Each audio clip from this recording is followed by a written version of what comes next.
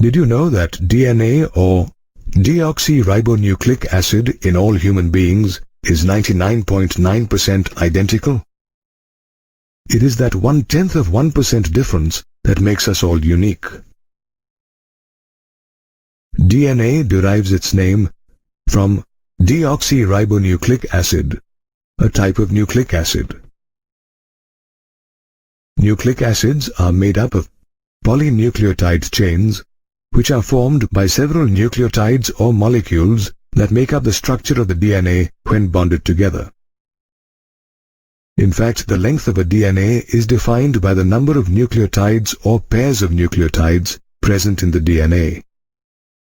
A pair of nucleotides is also known as a base pair. For example, E. coli has 4.6 multiplied by 10 raised to the power 6 base pairs, and bacteriophage lambda has 48,502 base pairs, while the haploid content of human DNA has 3.3 multiplied by 10 raised to the power 9 base pairs. It was in the year 1869 that Friedrich Miescher first identified DNA as an acidic material present in the nucleus and called it the nuclein.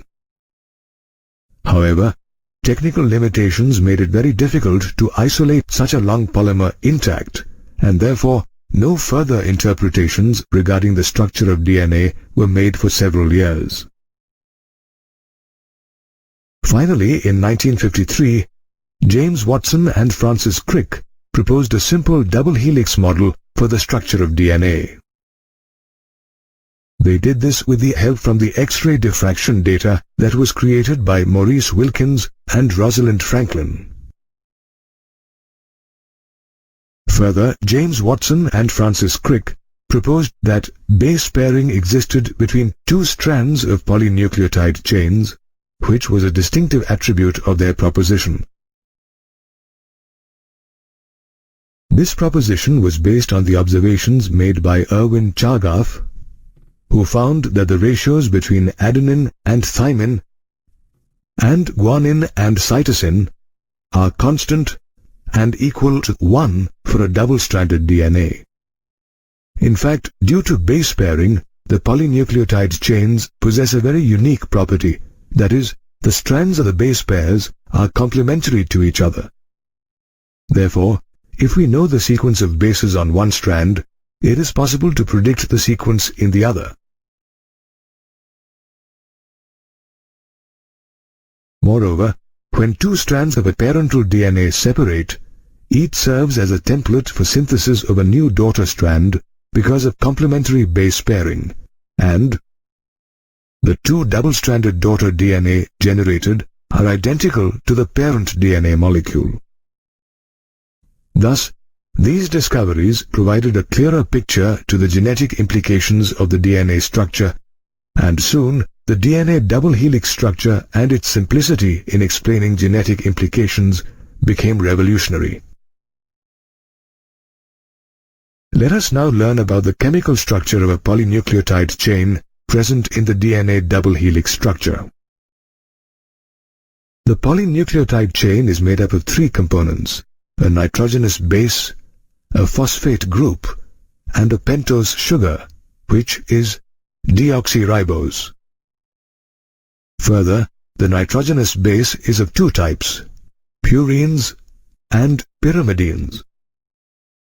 The purines comprise adenine and guanine, while the pyrimidines comprise cytosine and thymine. Now, through an N-glycosidic linkage, a nitrogenous base is linked to the pentose sugar, forming a nucleoside, which can be guanosine or deoxyguanosine, adenosine or deoxyadenosine, uridine or deoxythymidine, and cytidine or deoxycytidine. Conversely, depending on the sugar present, a nucleotide or a deoxynucleotide is formed when a phosphate group is linked to 5'OH of a nucleoside through the phosphoester linkage. Also, a dinucleotide is formed when two nucleotides are linked through a 3', 5' phosphodiester linkage, and several such nucleotides can join similarly to form a polynucleotide chain. At one end of this chain is a free phosphate moiety at the 5' end of ribose sugar, which is called the 5' end of the polynucleotide chain. Similarly, at the other end of the chain is present a ribose with a free 3' OH group, which is called the 3' end of the polynucleotide chain. A salient feature of the double helix DNA structure is that it comprises two polynucleotide chains, the backbone of which is constituted by sugar phosphate with bases projecting inside. The double helix structure has several other salient features too. Its two polynucleotide chains have anti-parallel polarity. That is, if one chain has a polarity 5-3-, the other has 3-5-.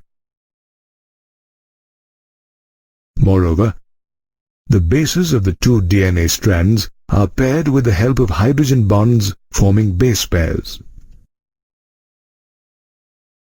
Adenine is bonded with thymine from the opposite strand with two hydrogen bonds and vice versa. Similarly, guanine is bonded with cytosine with 3 hydrogen bonds. Because of this structure, a purine always comes opposite to a pyrimidine, which results in a uniform distance being maintained between the two helix strands. Another salient feature of the helix structure is that the two chains are coiled in a right-handed fashion.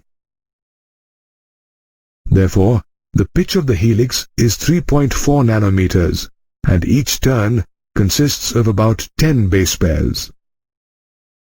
As a result, the distance between a base pair and a helix is around 0.34 nanometers.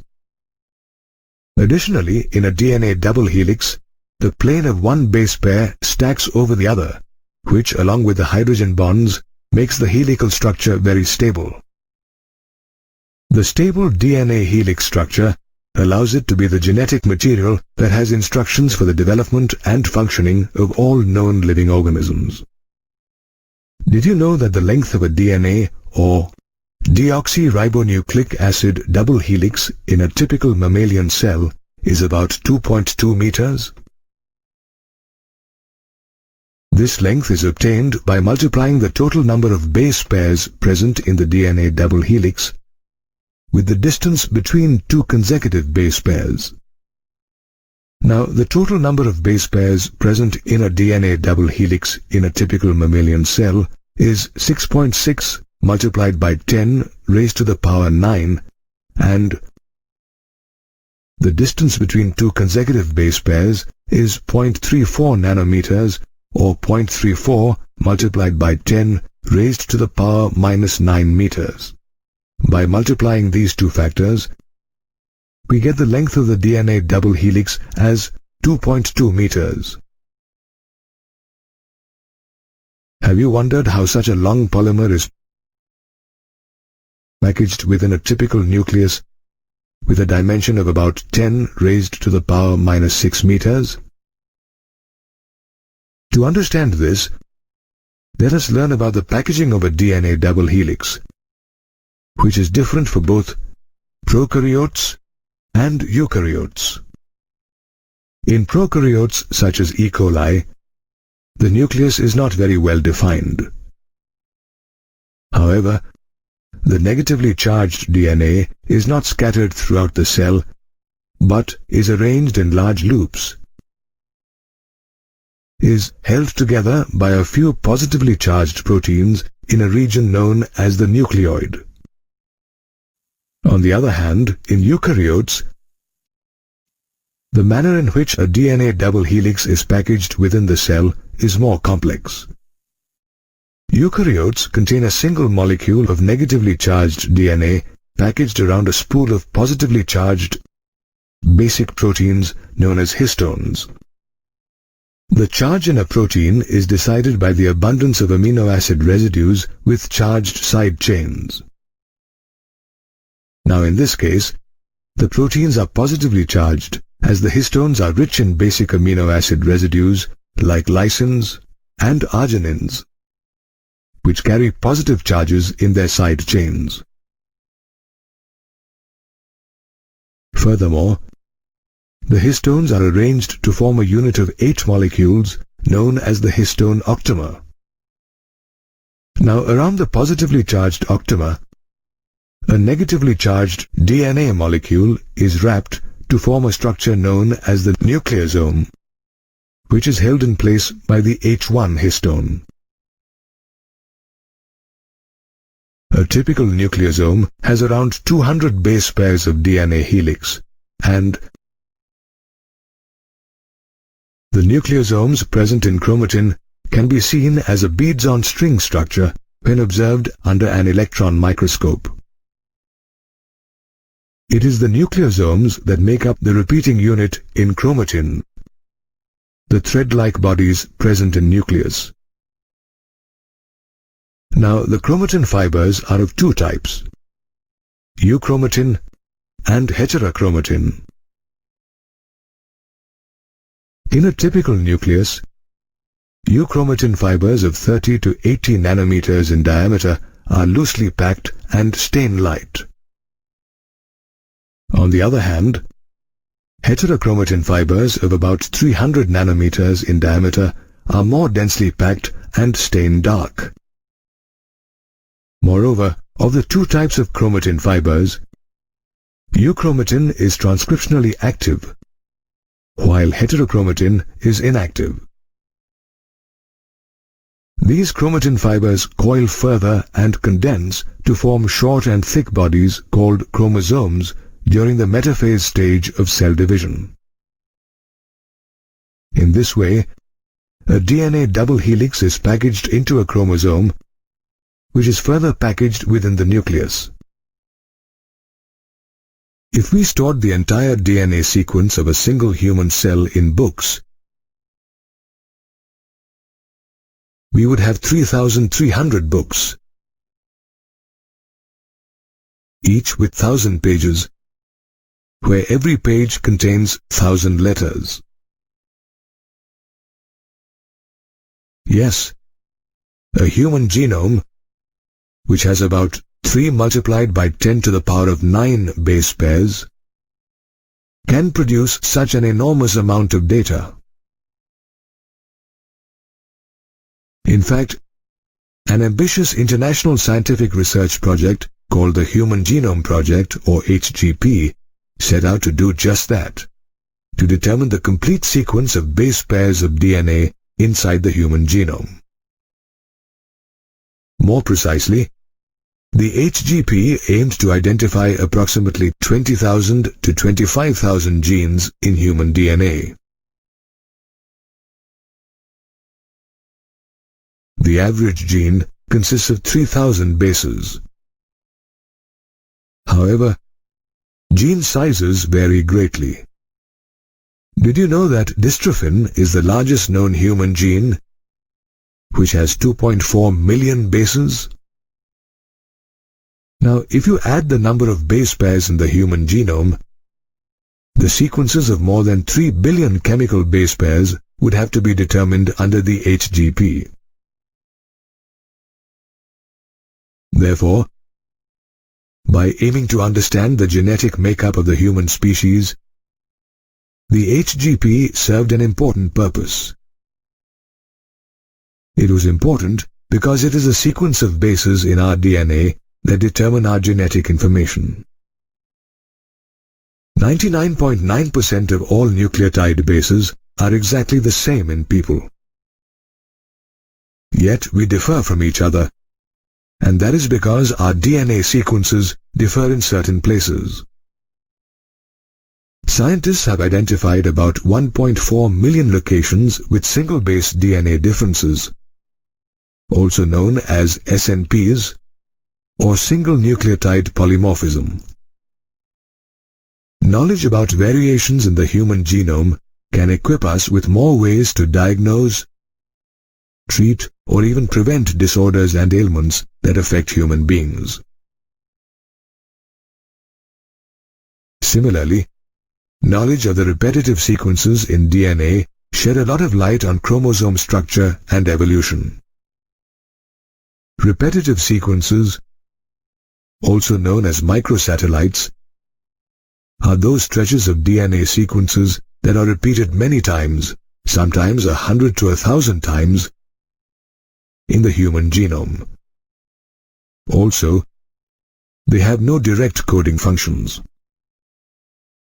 In fact, less than 2% of genome codes for proteins, and for more than half the discovered genes, are still unknown. With the advent of advanced genetic engineering methods, it was now possible to isolate and clone a piece of DNA to determine its sequence. So even though the HGP was a mammoth project, it was a viable one. Since the HGP aimed to store the entire genome information in databases, it required high-speed computational devices for data storage and retrieval. In addition, the HGP required improved tools for data analysis. Thus, the HGP is also credited with contributing to the rapid development of a new branch of biology called bioinformatics, which involves the application of statistics and computer sciences to the field of molecular biology. The HGP was a 13-year project that began in 1990 and was completed in 2003. It was coordinated by the U.S. Department of Energy and the U.S. National Institute of Health. Did you know that initially it was James D. Watson, one of the co-discoverers of the double helix structure of DNA, who headed the project? However, in the initial years of the HGP, Wellcome Trust of the UK became a major partner, though more contributions arrived from countries such as Japan, France, Germany, and China, to name a few. Although the HGP had aimed to understand the genetic makeup of the human species, it also focused on several other non-human species such as the bacterium E. coli, yeast, a free-living non-pathogenic nematode called Caenorhabditis elegans, a fruit fly called Drosophila, and the laboratory mouse. Learning about non-human DNA sequences can lead to a further understanding of their natural capacities and traits, which may offer solutions in various sectors such as health, agriculture, and energy production.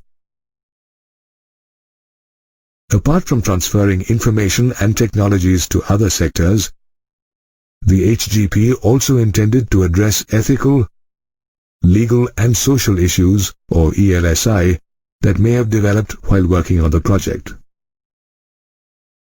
Therefore, though the HGP was a mammoth and hugely beneficial project, it required enormous effort, cost, and innovation, as well as caution, to accomplish it successfully. In 1869, Friedrich Miescher isolated an acidic material from the nucleus of a cell and called it nuclein, now known as nucleic acids. Also around the same time, Gregor Mendel proposed the principles of inheritance. In fact, Gregor Mendel, Thomas Hunt Morgan, Walter Sutton, and numerous other scientists had narrowed their search for genetic material to chromosomes.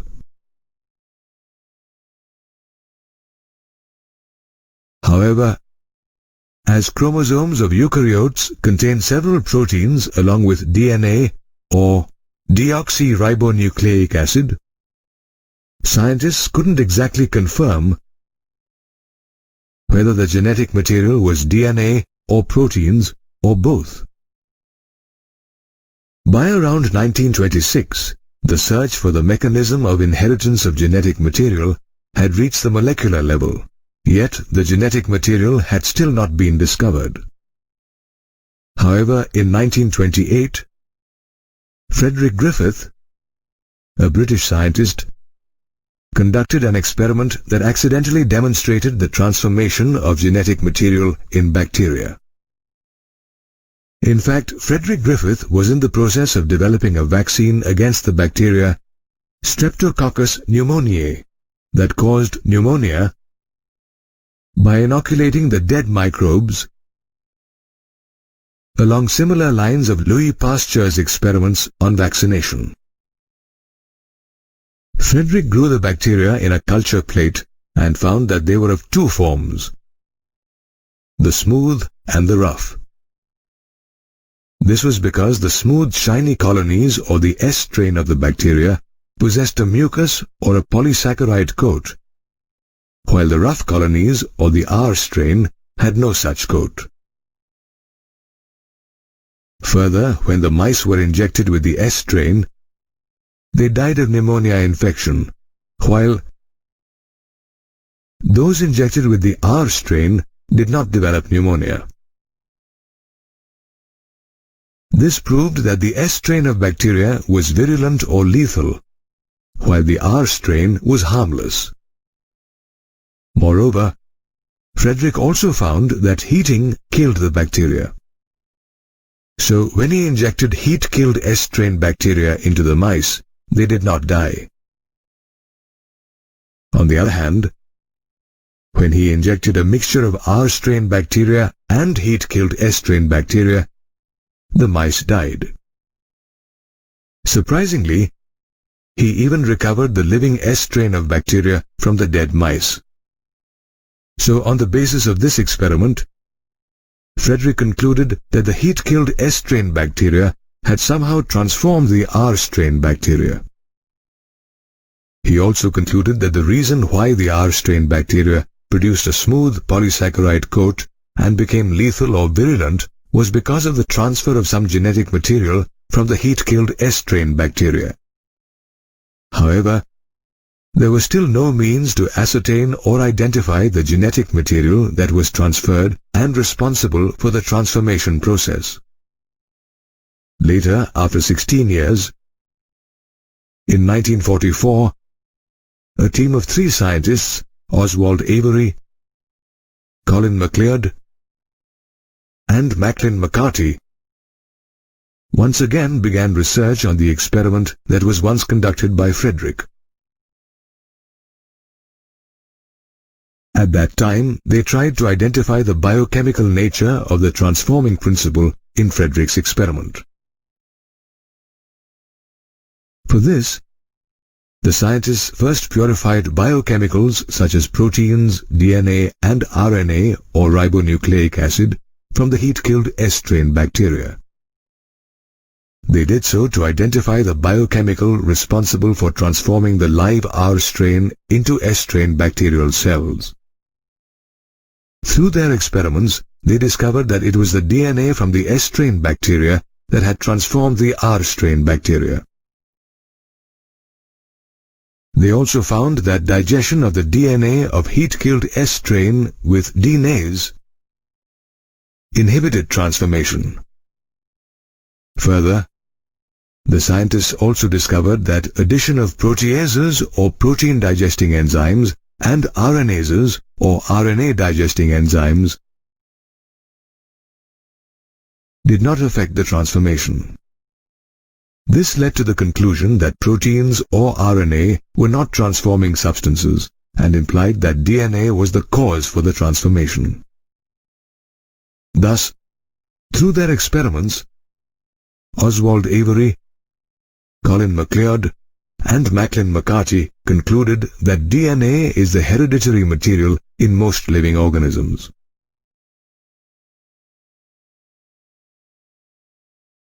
Nevertheless, many biologists were still unconvinced that DNA is the hereditary material. and so the search for genetic material continued for several years and was concluded with the discovery of DNA. Once it was proved that DNA was the primary genetic material in the living system, it was natural to conclude that DNA replicates as a molecule, qualifies as genetic material only if it replicates. Scientists Watson and Crick, who in 1953 had proved that DNA had a double helical structure, had also suggested a probable scheme for the replication of DNA. According to their proposed scheme, the two strands separated and acted as a template for the synthesis of two new complementary strands. After the replication process was completed, each DNA molecule would end up with one parental strand and one newly synthesized strand. That is why this DNA replication scheme was referred to as semi-conservative. In 1958, to find conclusive evidence for this scheme of semi-conservative DNA replication, experiments were conducted by scientists Matthew Meselson and Franklin Stahl on bacteria Escherichia coli or E. coli, a bacteria that divides every 20 minutes. Meselson and Stahl grew E. coli in a medium that had NH4Cl15 isotope as the only nitrogen source. N15 isotope is a heavy isotope of nitrogen, but it is not radioactive. Many generations of E. coli were bred in the same medium, which was not too hard to achieve since a new E. coli generation arrived every 20 minutes. As a result, newly synthesized DNA too had the N15 isotope as a constituent of purines and pyrimidines. This new heavy DNA molecule was distinguished from normal DNA by virtue of its high density while being extracted via centrifugation in a cesium chloride or CsCl density gradient. Later, E. coli cells were transferred into a medium with normal NH4Cl14 isotope.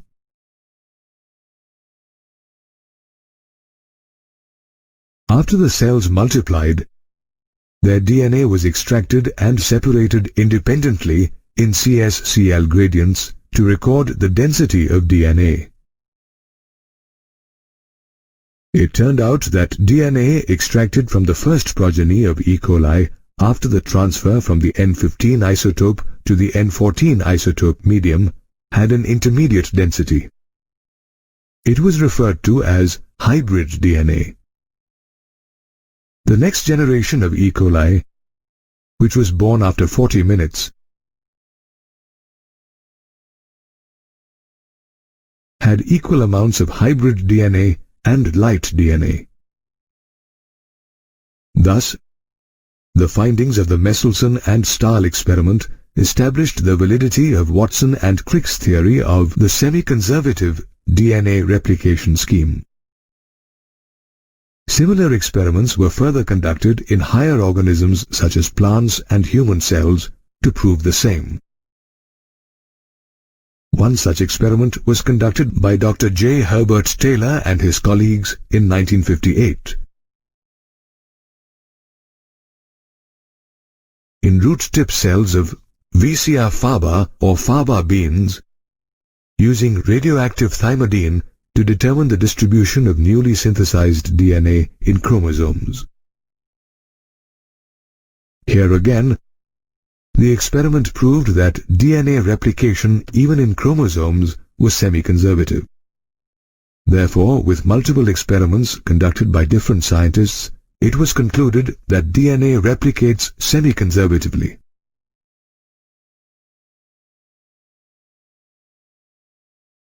DNA replication is a fundamental process that all living organisms undergo to copy their DNA. It is an elaborate process that requires several enzymes such as helicases, topoisomerases, DNA polymerase, and DNA ligase to catalyze the replication reaction. In a cell, DNA replication begins at a specific point.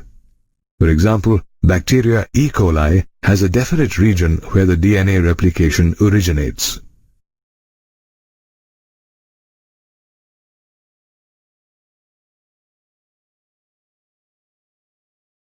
Such a region is known as the origin of replication. This is also the reason why a vector is required when a piece of DNA needs to be replicated during recombinant DNA procedures, as it is the vector that provides the origin of replication.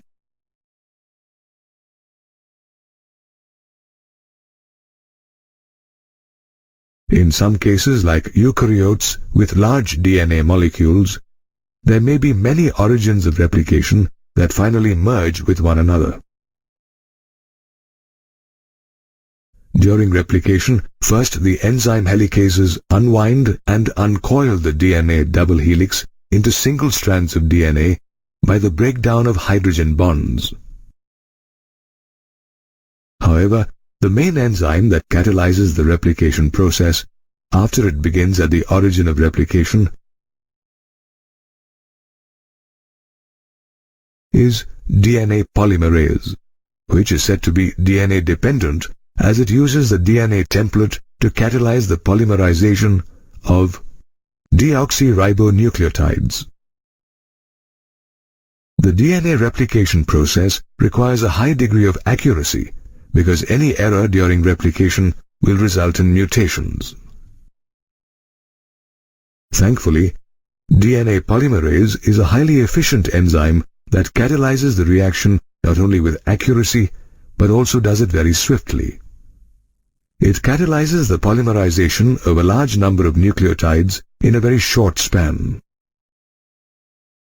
For instance, E. coli can replicate 4.6 into 10 to the power 6 base pairs of diploid content in 38 minutes. That is, the average rate of polymerization is 2000 base pairs per second.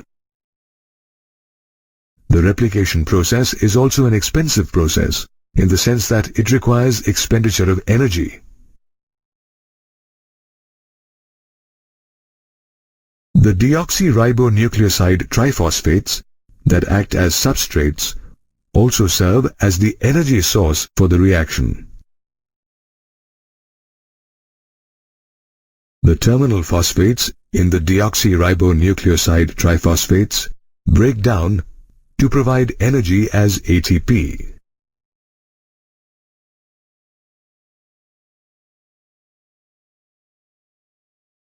Due to the high energy requirement, two DNA strands do not always separate completely, especially in the case of long DNA molecules. However, to facilitate the separation of a DNA helix, the enzyme topoisomerase cuts and rejoins one strand of DNA. This then unzips the double-stranded DNA. As a result, replication bubbles are formed that extend as a Y-shaped replication fork. This replication fork is actually a small opening in the DNA helix where replication occurs. However, there is a small catch. The DNA-dependent DNA polymerase enzyme can catalyze the replication reaction in only one direction, 5' to 3'. This causes additional complications.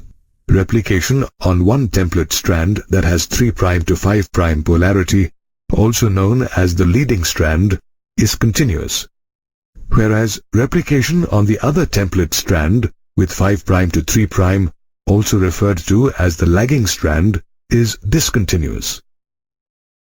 These discontinuously replicated fragments, also known as Okazaki fragments, are then joined by the enzyme DNA ligase. Further, cellular proofreading mechanisms ensure the fidelity of DNA replication. In case wrong bases are entered into the helix of DNA by mutation, the enzyme nuclease can identify and correct them. They cut off the defective segment of DNA and introduce the correct segment, which is then joined by the enzyme DNA ligase. However, scientists are still to understand all the aspects of DNA replication. Although it is a known fact that replication of DNA in eukaryotes takes place in the synthesis phase of the cell cycle. The cell cycle too needs to be coordinated with the replication process, or a chromosome anomaly may occur. For example, a failure in cell division after DNA replication results in an inheritance disorder as polyploidy. Therefore, the process of DNA replication, which is the basis of biological inheritance, is conducted with accuracy with the help of various enzymes in a determined manner. Proteins play a pivotal role in the proper functioning of any organism. The synthesis of proteins occurs in the cell in two phases, namely transcription and translation. Transcription takes place in the nucleus, where the DNA acts as a template for the synthesis of messenger RNA. It is a process by which genetic information in DNA is transferred to a molecule of messenger RNA. It is governed by the principle of complementarity, with one exception, that adenine now forms base pair with uracil instead of thymine. Messenger RNA carries the genetic information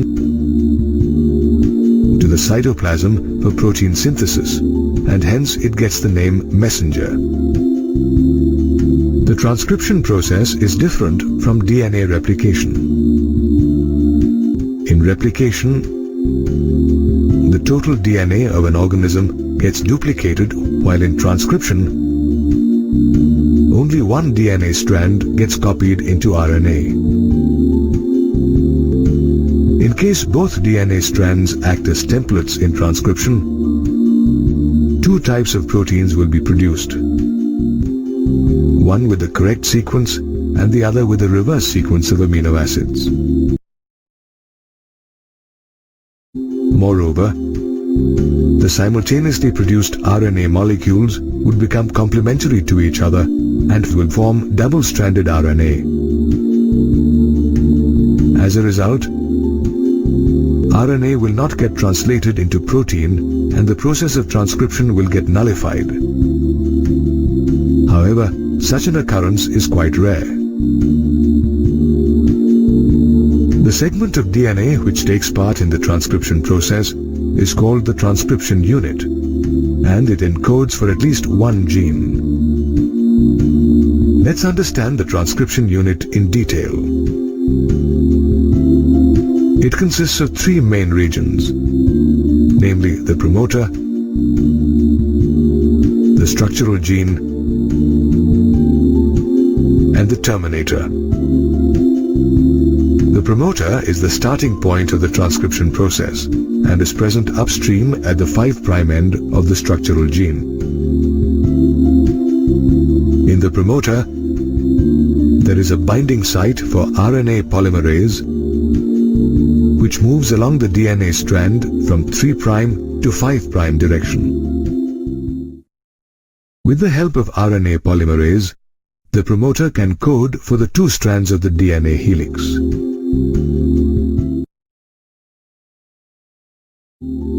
However, these two DNA strands will get reversed if the promoter switches its position with the terminator. The next part of the transcription unit is the structural gene, which consists of two DNA strands having opposite polarity. The strand with the 3' to 5' polarity acts as a template and is called the template strand, while the DNA strand, which has 5' to 3' polarity, is known as the coding strand and is displaced during transcription. The sequence of this strand is the same as that of RNA, except that thymine exists in place of uracil.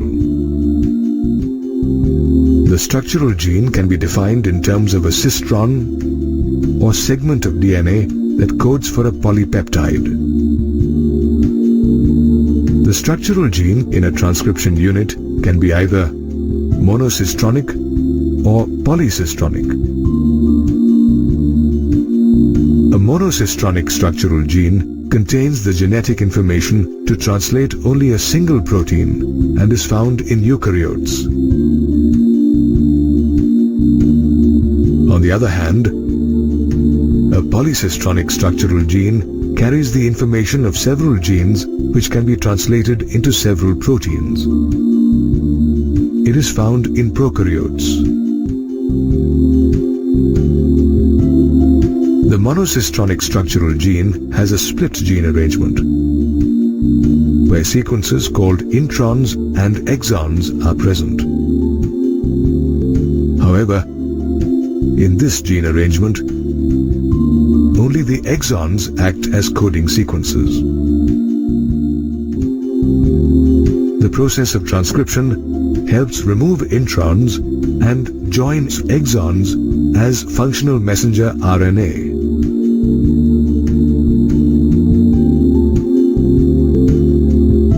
It is the exons in the structural gene, along with the promoter, which determine the inheritance of a character. The structural gene also consists of regulatory sequences, which regulate the functions of other genes but do not code for any RNA or protein. They are also known as regulatory genes. At the 3' end of the structural gene is the terminator, which is another important part of the transcription unit. The terminator defines the end of the process of transcription. Transcription also happens to be the first stage in the process of gene expression.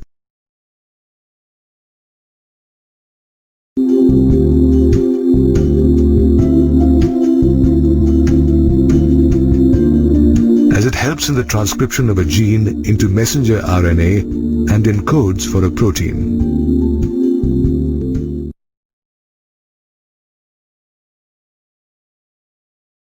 The building of protein is very essential to the functioning of an organism. In this protein building task, DNA acts as a master blueprint containing all genetic information about the protein to be created. The genetic information from DNA is transferred to messenger RNA or mRNA through a process known as transcription. Now let's learn how transcription takes place in prokaryotes such as bacteria. The prokaryotic cell does not have separations in terms of cytoplasm and nucleus.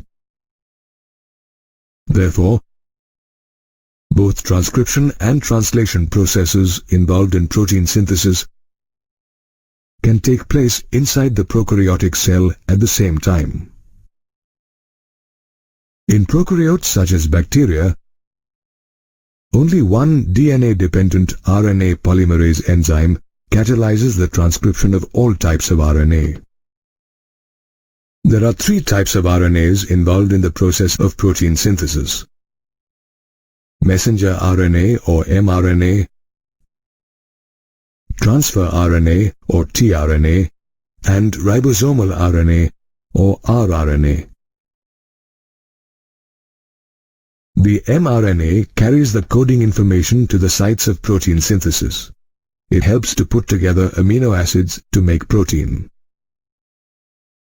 The tRNA carries each amino acid to the ribosome according to the coded message in the mRNA, while the rRNA provides a mechanism to decode mRNA into amino acids.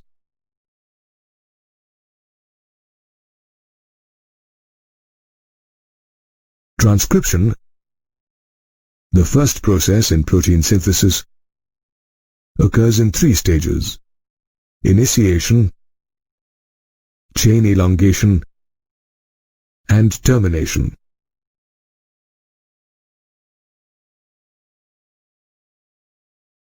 In the first stage, RNA polymerase, along with the initiation factor denoted as sigma, binds to the promoter sequence in DNA and initiates transcription. This helps in the opening of the DNA helix and separates the two DNA strands. Now, the second stage of transcription, called elongation, begins. In this stage, the RNA polymerase builds a strand of RNA using one of the DNA strands as a template. RNA polymerase uses nucleoside triphosphates as substrates and polymerizes using the law of complementarity. This RNA chain growth takes place in 5' to 3' direction. After chain elongation commences, the sigma factor dissociates from the RNA polymerase and can be reused. The final stage of transcription is termination, in which the polymerase, along with termination factor represented by Rho, reaches the terminator region, and newly created mRNA fall off along with the enzyme. This marks the end of prokaryotic transcription.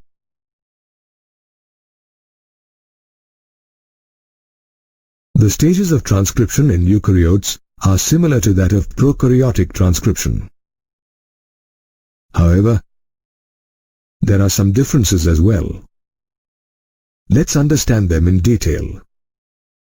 Unlike prokaryotic transcription, which occurs in cytoplasm transcription, in eukaryotes, transcription occurs in the nucleus. There is only one RNA polymerase in prokaryotic transcription. However, eukaryotic transcription involves at least 3 RNA polymerases. The RNA polymerase I transcribes various rRNAs.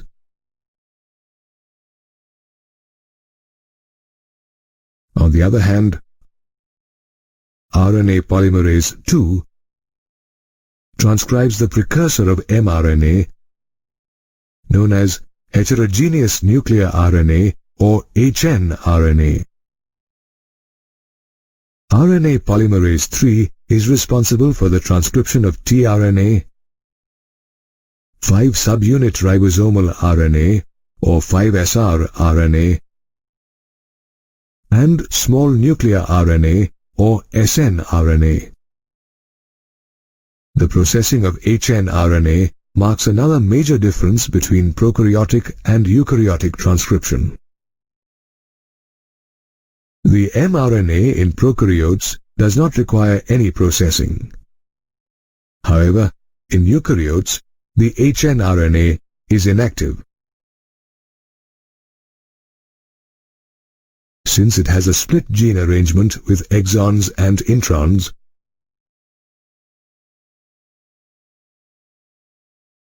and hence it has to undergo processes such as capping, splicing, and tailing. The first process is capping, which involves an unusual nucleotide called methylguanosine triphosphate being added to the 5' end of the hnRNA. Capping helps mRNA to bind with small ribosomal subunits during protein synthesis. The next process is splicing, in which the introns are eliminated and exons are joined in a specific order. Finally, in the tailing process, about 200 to 300 adenylate residues are added to the 3' end of the hnRNA in a template-independent manner, giving rise to a poly-A tail. This process is also known as polyadenylation. After these processes, the hnRNA becomes mRNA and the transcription process ends. The mRNA can now be transported out of the nucleus and further used for the process of protein synthesis during translation. In 1962, James Watson and Francis Crick won the Nobel Prize for Medicine for deciphering the structure of DNA, the molecule that contains an organism's genetic blueprint. Through experiments, Watson and Crick had revealed that DNA was a double helix polynucleotide molecule, with each nucleotide consisting of the deoxyribose sugar, phosphoric acid, and nitrogenous bases adenine, guanine, cytosine, and thymine that are commonly called nucleotides. After the DNA structure was revealed, these scientists got busy finding an answer to the next question: how the nucleotides get converted into amino acids that synthesized proteins, the building blocks of life. These scientists already knew that DNA directs RNA synthesis, which in turn acts as a template in the synthesis of protein.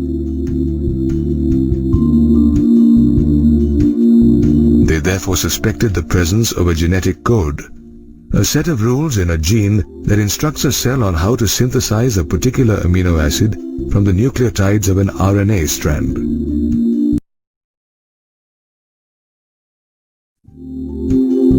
The scientists now had only one aim: to decipher this genetic code. George Gamow, a Russian physicist, was the first to achieve some success in deciphering the code. He initially suggested that since the mRNA strand consists of only 4 types of nucleotides that code for the 20 amino acids in the human body, they need to combine to form a particular code.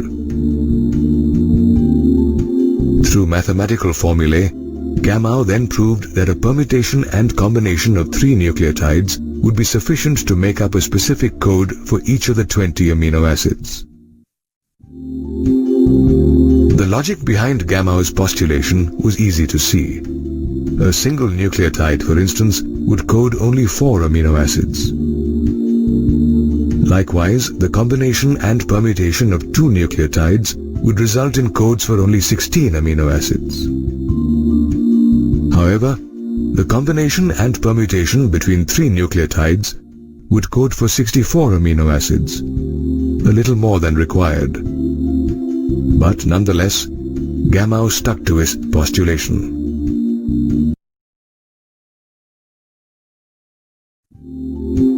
Though scientists were now aware that a combination of 3 nucleotides was all that was required to make a particular code, they had another question: which combination of nucleotides coded which amino acid?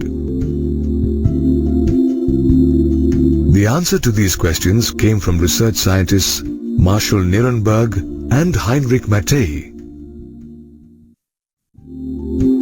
They created a free cell system by grinding E. coli bacteria using a mortar and pestle to obtain E. coli extracts.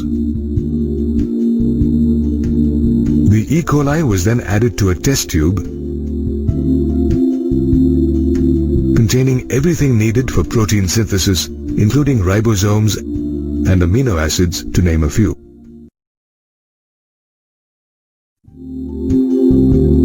However, the test tube lacked an mRNA, without which protein synthesis was not possible.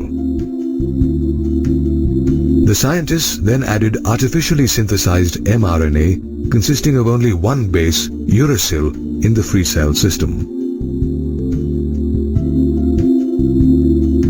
The E. coli extract in the free cell system was now able to produce a protein chain made of one repeating amino acid, phenylalanine, with the help of the Severo-Ochoa enzyme called polynucleotide phosphorylase that was present in the extract.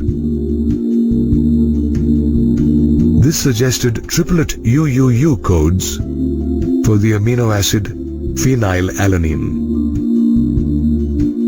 Nirenberg and Mattei had finally cracked the genetic code for at least one amino acid. Subsequently, Hargobind Khorana formulated a chemical method to produce well-defined nucleic acids, long strands of RNA with every nucleotide in the exact position.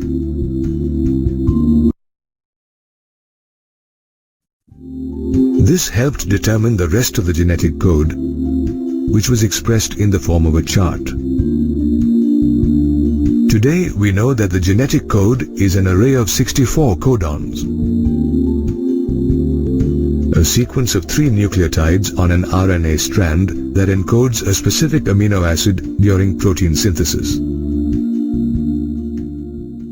Of the 64 codons, 3 codons UAA, also called ochre, UAG, also called amber, and UGA, also called opal, act as a stop codon, which means they terminate the translation process and as such don't code any amino acid. Hence, they are known as nonsense codons or termination codons. The rest of the 61 codons code the 20 amino acids found in the human body. Moreover, one codon codes for only one specific amino acid, which makes the genetic code unambiguous and specific. For example, the codon UGG codes for tryptophan, and AUG codes for methionine as well as acts as a start codon, which means it initiates the protein synthesis. The genetic code is also a degenerate, which means that many different codons encode a particular amino acid. Take the case of serine, which is coded by 6 different codons including UCU, UCC, UCA, UCG, AGU, and AGC. Phenylalanine, on the other hand, is coded by codons UUU and UUC. Did you know that the genetic code is almost universal and the same throughout all living organisms? The codon GUG, for instance, codes for amino acid valine in plants as well as animals.